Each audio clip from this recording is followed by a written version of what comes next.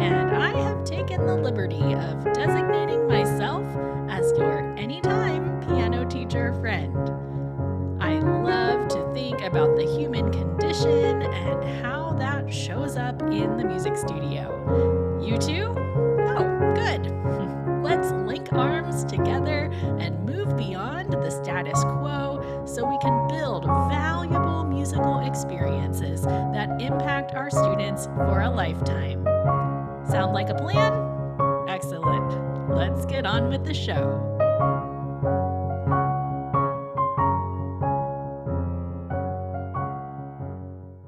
First of all, thanks for sharing the love after last week's episode on decision making for piano teachers. I already knew lots of us identified as indecisive teachers, but you all just came out of the woodwork and made me feel much less alone last week. So thanks for that. One of the things that makes decision making difficult is the fact that we worry so much about what kinds of feedback we're going to get from studio parents when we announce said decision, right? It seems like a good time to remind you that questions from parents are not always criticisms, even though we take them that way. Many of us live in fear of how our clients are going to react to our policies or our instruction, and that makes us quick to jump to a defensive position the moment a question is raised. I've learned that more often than not, parents are asking questions simply to get clarification. If you've made a choice, let's say you are moving to a no makeup policy. That's a big shift in the way you approach missed lessons. Parents are going to have questions. They will. Be careful that you don't bring unnecessary drama to your life by assuming they are questioning your decision to make that policy in the first place. Chances are, questions are raised simply to seek clarification, not to question your authority or your decision making. Let's say you received the following question. A parent says, "So just checking, there are no makeup lessons this year, even if we give you advance notice?" Now, true story. Years ago, when I switched to a no makeup policy, I had a parent say those exact words to me.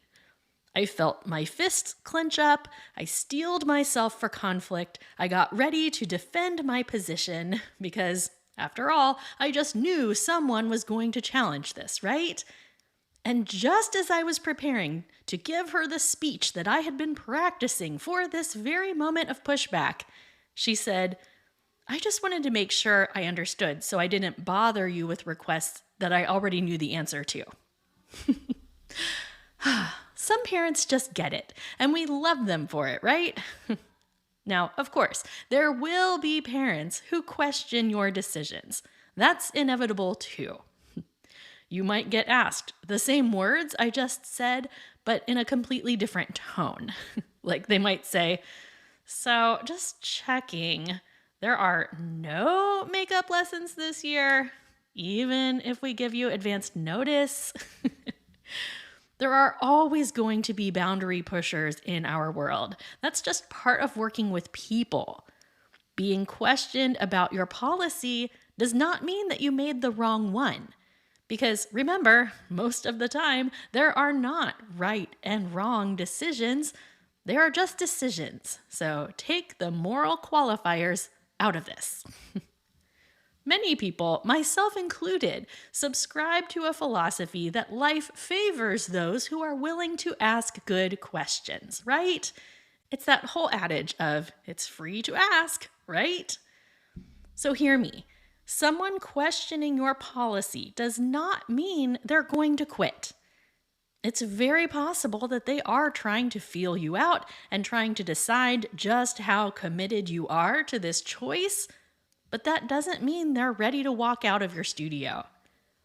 It also bears repeating here, friends, that anytime you do make an adjustment to your studio to make your work a better fit for your life, There is always the possibility that what's best for you will not ultimately be best for every family.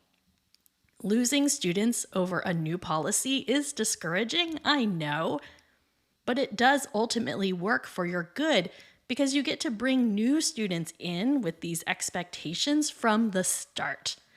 That is so much easier than retraining the culture of your existing studio.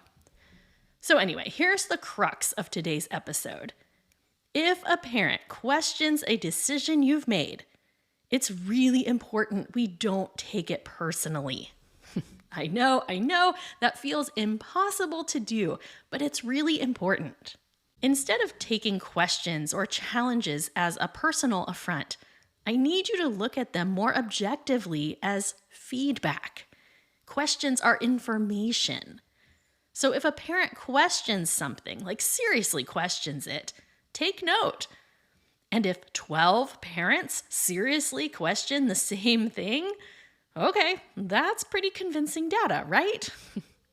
If one parent asks what time the recital is next week, it's nothing.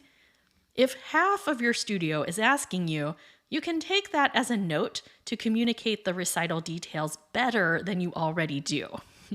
And I know sometimes it feels like we can't possibly communicate these things more, but we actually can. The truth is, questions help us do our job better. Questions don't mean that we are not respected or that we're not appreciated. A parent asking you about a policy doesn't mean they don't value you or care about you. It just means they're seeking a clarification so they can make the right choice for their family, just like you are doing for yours. You know I care about the energy that you bring to your work. You know I care about helping you spend your energy on the right things and not waste it on other stuff. That's why episode 76, my Zero Energy List, is the #1 downloaded episode of this show by a long shot. I spend a lot of time talking with teachers throughout my week. I know the landscape of online teacher groups really well. I talk to a lot of you in consult sessions, and I chat back and forth with teachers through messages and emails pretty much every day of my life.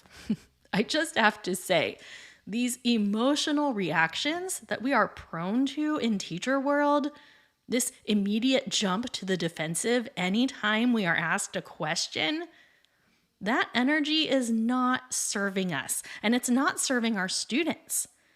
Learning to see questions for what they are is an important aspect of leading a satisfied teacher life. And that's what I'm here to help you do, right?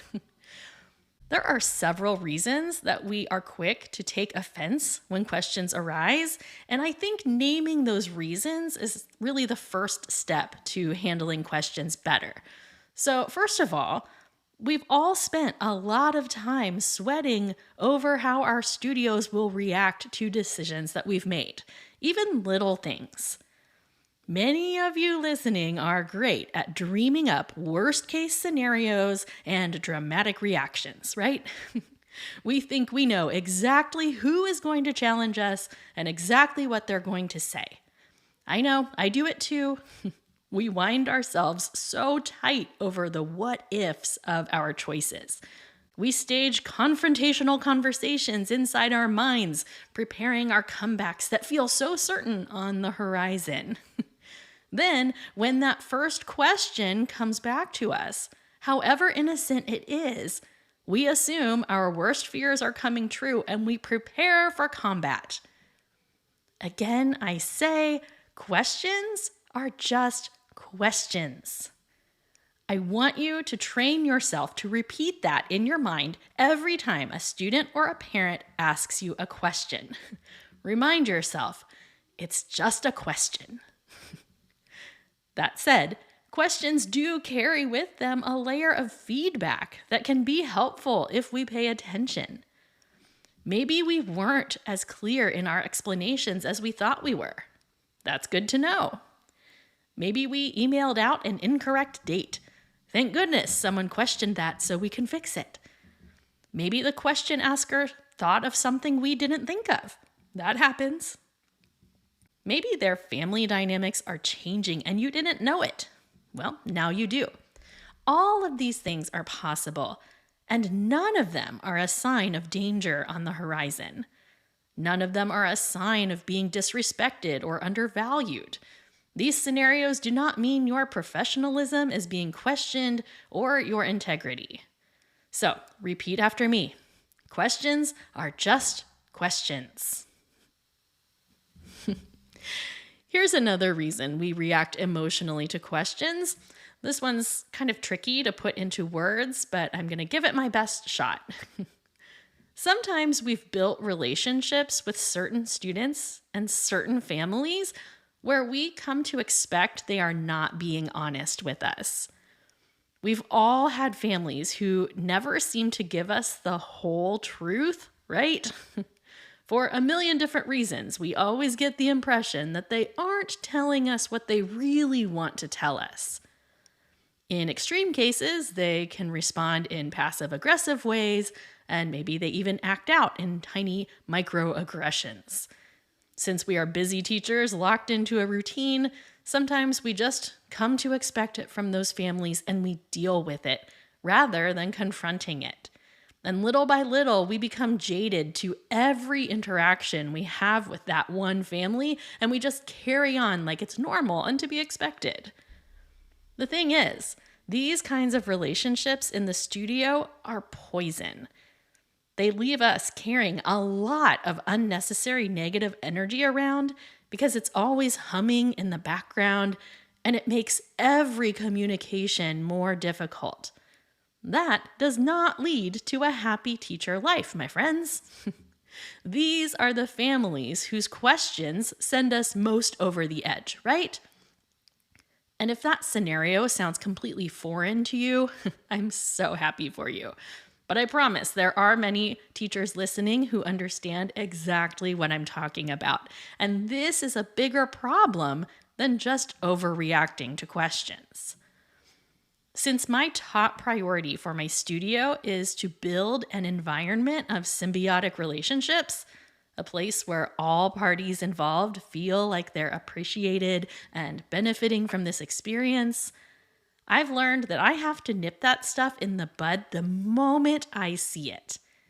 If I ever find myself feeling like I'm not getting the full story from a parent about anything, I will just take a beat to breathe and just ask them, is there something else I should know about that situation?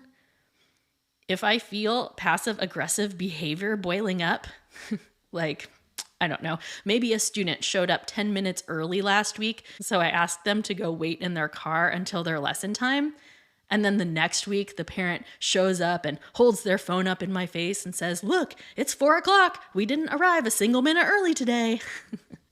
I've learned I just can't let that roll. I need to say, yeah, I really appreciate your waiting for your scheduled time. It's difficult for my 3:30 student to concentrate when they feel like they have an audience member in their lesson. So I hope you understand. If we're going to build studio relationships where we feel respected and where our students and their families feel respected, we have to strive for honest communications. If you feel slighted, you need to address it. And if you think a parent is acting as though they feel slighted, you need to ask them about it. If you're worried that a parent is judging your teaching style, you need to check in with them about it. It's a lot of emotional work, I know, but it's far better emotional work than the empty stressing we do about how so-and-so will react to every studio announcement and the grumbling we do over dinner about how obnoxious they are. I've told you before, I guard the emotional ecosystem of my studio fiercely. We've got too good of a thing going over here to let dramatic interactions ruin it. I can't believe the behavior I used to deal with from parents and students when I wasn't willing to communicate openly. I'm certainly not perfect at it, but prioritizing honest conversations about how we're all feeling about this studio experience is really important to my keeping this sunny disposition you all appreciate. And when I feel like I have a studio full of relationships that I can take at face value, and I have a history of not needing to read more into their feedback than I need to, that makes it much easier to remember that questions are just questions, because they are. And again, questions contain valuable feedback for us if we remain open to it. Take this example. Many years ago, I was teaching an adult student who was particularly challenging. For the record, I consider adult students to be a sweet spot of mine. I love all of them and all of their quirks. They are the ultimate human puzzle, far more so than children.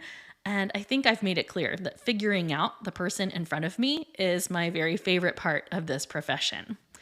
Anyway, I had this student who would question everything. She was incredibly defensive, reluctant to take advice, adamant she already knew everything I was going to say. You get the picture. One day, while she was playing, I was singing along with her phrase shape, as I often do. As she stopped playing, she turned to me and she said, "Can you not sing while I'm playing? It's really distracting." Now, especially considering the fact that she already had me maxing out my patience levels, I immediately wanted to fire back with something like, "Well, if you would shape your phrases the way I tell you to, I wouldn't need to sing over top of you." But that's not exactly a helpful response, is it? So I decided to take her question as feedback. Maybe my singing her phrases really was distracting. So I stopped, and guess what? She played better. I then had a flashback to one of my first years of teaching when I had this little boy get so frustrated in his lesson, and he was ranting about how difficult his piece was, and then he said to me, "And you just make it worse over there, being like, la, la, la." It dawned on me that even though I do believe singing along with a musical line can be very helpful, for some students, it can be distracting. See, her question, "Can you not sing while I'm playing?" helped remind me that, yeah, I need to be more aware of what I'm doing while my students are playing and how helpful it is. Side note, that same student once asked me not to wave my arms around so much while she was playing, something I'm also guilty of because I'm a pretty animated person. And again, she was right. Sometimes I just need to tone it down.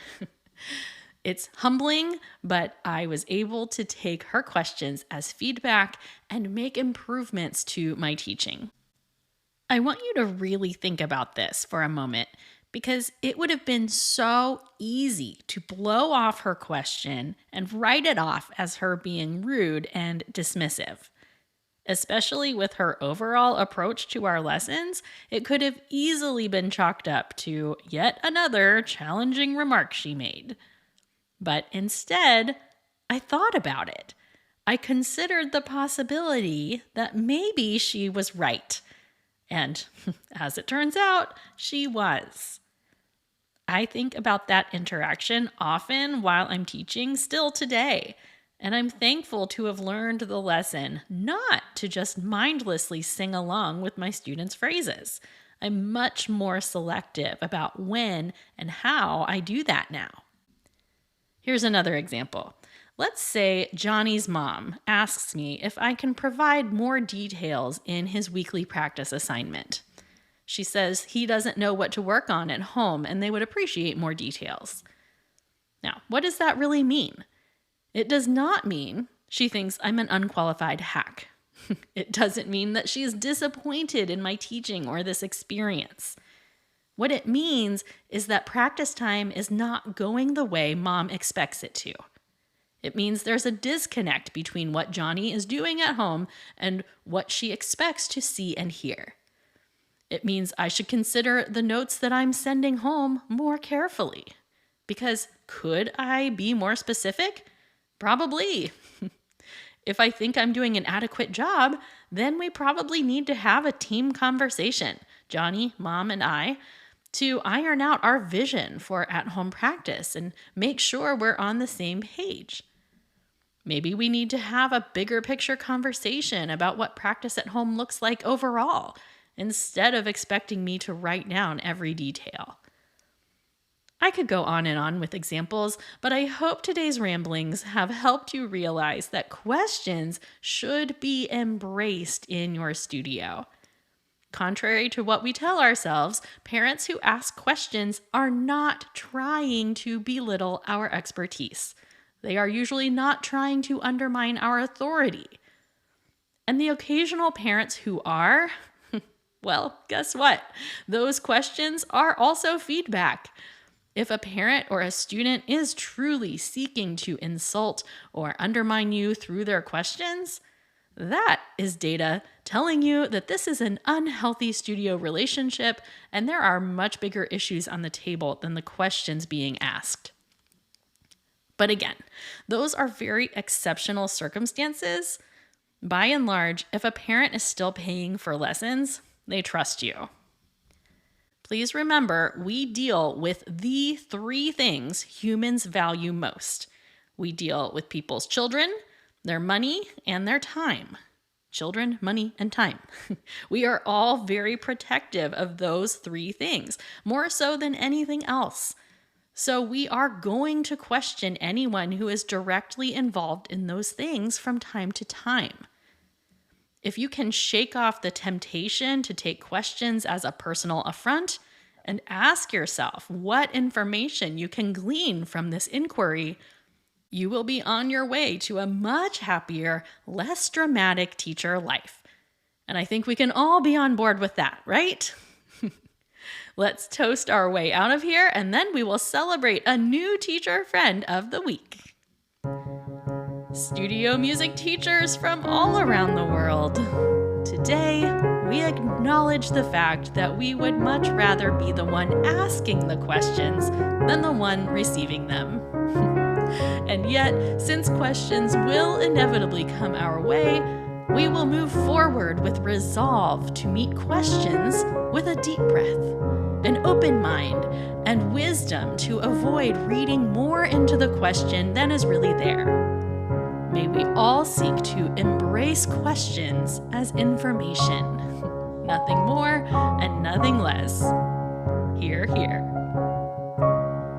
Okay, friends, today's Teacher Friend of the Week is a good one. Join me in congratulating Dr. Christina Mathis on being this week's TFOTW. Christina Mathis, in addition to having a great first name, has become a treasured friend of mine in the online teacher world. Christina joined my Patreon community in January of 2024 when I was running a book study on Brené Brown's work, The Gifts of Imperfection, and her contributions to our weekly book study chats during that time were so good. I often think of the things she said during that book study and how great it was to study those ideas together. I'll also throw a shout out to Christina Mathis because she has a podcast of her own. It's called Coffee with Christina, where she shares a great deal of vulnerability about life and teaching. And you know I love teachers who keep it real. And that's why I'm saying congratulations, Christina Mathis, on being Teacher Friend of the Week. If you are interested in checking out the video chats we had during that 6-week book study on the gifts of imperfection, that content and so much more is available to you in the Super Friends community on Patreon. $6 buys your access to our monthly meetups on Zoom, as well as an extensive video archive and all kinds of other fun stuff. My Super Friends on Patreon are the actual reason I'm able to produce this show, so we all owe them a debt of thanks. Thanks, friends! I am planning more book studies for the future over there, so stay tuned for that. That's it for episode 213, friends. Remember, questions are just questions, okay? Until next week, onward and upward.